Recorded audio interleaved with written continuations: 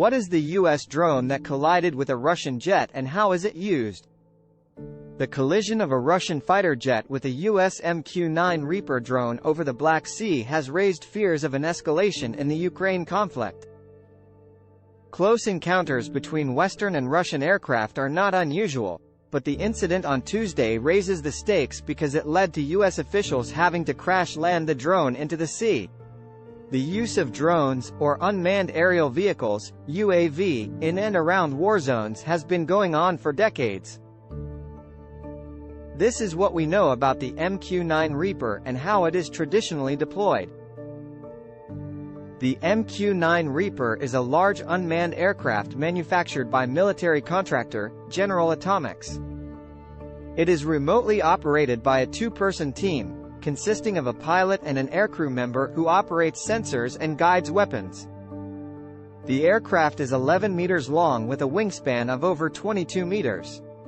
The U.S. Air Force says its primary use is as an intelligence collection asset, while also highlighting its unique capability to perform precision strikes against high-value and time-sensitive targets. Reapers can carry as many as 16 Hellfire missiles, equivalent to the payload capacity of an Apache helicopter. Reapers, like other UAVs, are able to fly at an altitude of 50,000 feet, 15 kilometers, and can loiter over targets for about 24 hours, making them useful for surveillance missions. Crucially, all of this occurs with a flight crew that remains based in the United States, away from danger. Over the 2018 calendar year, MQ-9 Reapers flew a total of 325,000 hours for the U.S. Air Force, 91% of which was in support of combat operations. UAVs have been in regular use since 1995, when the Reaper's predecessor, the Predator, was deployed in support of NATO airstrikes in Serbia. The Predator gained notoriety during the Iraq and Afghanistan wars, where it gained a reputation for inflicting a high number of civilian casualties in so-called precision strikes.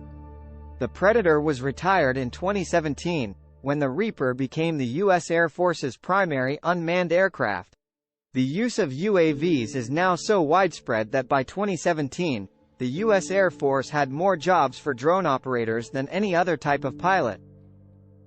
At that time there were 1,000 drone pilots as compared to 889 airmen piloting the C-17 transport and 803 flying F-16s.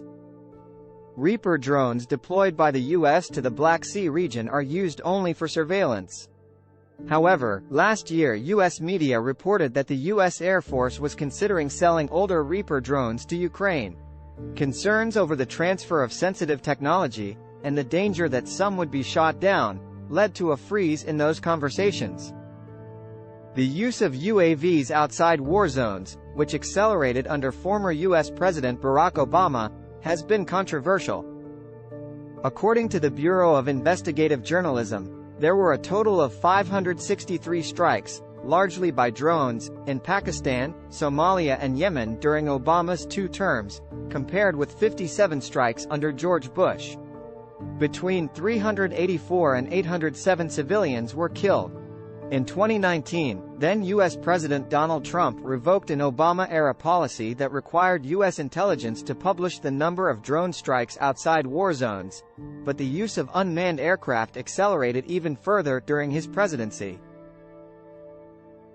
Research by BIJ found there were 2,243 drone strikes in the first 2 years of the Trump administration, compared to 1,878 over the 8 years of Obama's presidency. The U.S. is by far the largest purchaser of Reaper drones.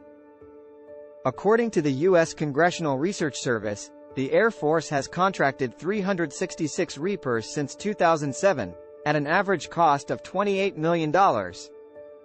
The UK has also deployed the Reaper, and its predecessor the Predator, in support of its operations for a number of years. Like the US, the UK has accelerated its use of Reaper drones over the last decade.